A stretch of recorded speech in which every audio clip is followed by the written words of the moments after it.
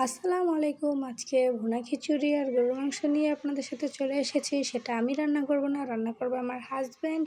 আর পাশে থেকে ময় মশলা দিয়ে দিবে আমার ভাবি। দেখতে থাকুন। ভিডিওটি ভালো লাগলে লাইক, কমেন্ট, শেয়ার করবেন। সাবস্ক্রাইব করতে ভুলবেন না। এই যে এইখানে পেঁয়াজ, তেল, তারপর হচ্ছে তেজপাতা, এলাচ, দারুচিনি এগুলো দিয়ে ভালো করে একটু ভেজে নেবে। আর দিয়ে দিবে হচ্ছে রসুন কুচি।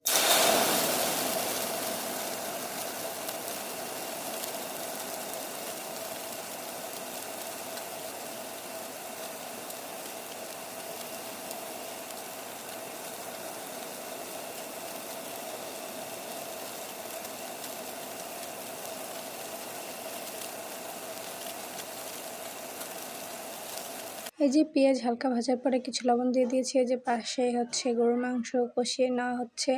তারপরে এখানে একবার হচ্ছে পেঁয়াজ নাড়া দেওয়া হচ্ছে, একবার গরুর মাংস নাড়া দেওয়া হচ্ছে। গরুর মাংস প্রায় শেষ। গরুর মাংসটা এরকম ভুনা ভুনাই রাখবো, ঝোল ঝোল করবো না। এর মধ্যে এখন যে পেঁয়াজ বাটা, আদা বাটা, তারপর হচ্ছে রসুন বাটা, যেহেতু রসুন কুচি দিয়েছি এর জন্য রসুন বাটা একটু কম দেবো, দিয়ে ভালো করে নেড়ে চেড়ে নেবো। আমি রান্না করছি না, আমি ভয়েস দিচ্ছি। রান্না করছে হচ্ছে আমার হাজব্যান্ড আর ভাবি। ওই যে ভাবি মশলা দিয়ে দিচ্ছে, দিয়ে দিল হলুদের গুঁড়ো, দিয়ে দিল মরিচের গুঁড়ো, দিয়ে ভালো করে নেড়ে চেড়ে মশলাটা কষানোর জন্য অল্প একটু পানি দিয়ে ভালো করে কষিয়ে নেবে। অল্প একটু পানি দিয়ে দিল, ভালো করে কষিয়ে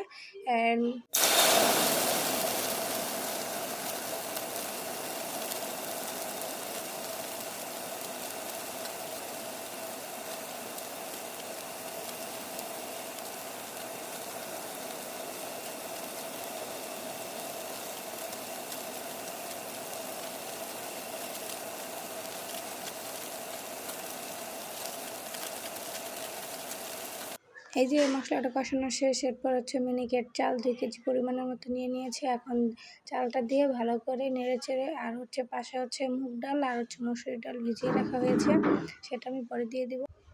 এই যে মুগ ডাল মসুর ডাল ভিজিয়ে রেখেছিলাম, এটা দিয়ে দিলাম। এখন দিয়ে ভালো করে মশলার সাথে চাল ডালগুলো মিশিয়ে নিতে হবে। ভালো করে যে মিশিয়ে নিব। এটা হচ্ছে 10-15 মিনিট তো ভেজে নিতে হবে। চাল ডাল যত ভালো করে ভাজা হবে খিচুড়িটা তত ঝরঝরা হবে। যে খিচুড়িটা নাড়াচাড়া করব, করে অল্প একটু পানি দিয়ে দিয়েছি এখানে, যাতে নিচে লেগে না যায়।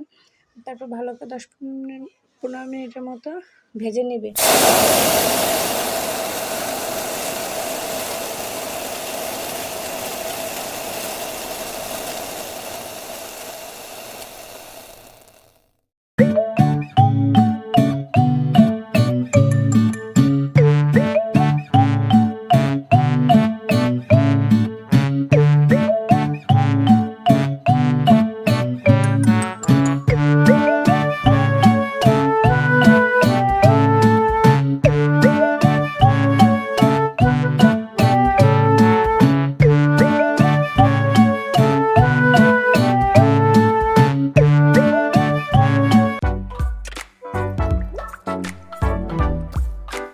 যে এখানে আমি এখন খিচুড়ি আমার ভালো করে ভাজা হয়ে গেছে। এর মধ্যে আমি পরিমাণ অনুযায়ী গরম পানি দিয়ে দিব। গরম পানি দিয়ে ভালো করে চালটা নেড়ে চেড়ে আমি হচ্ছে ঢেকে দিব।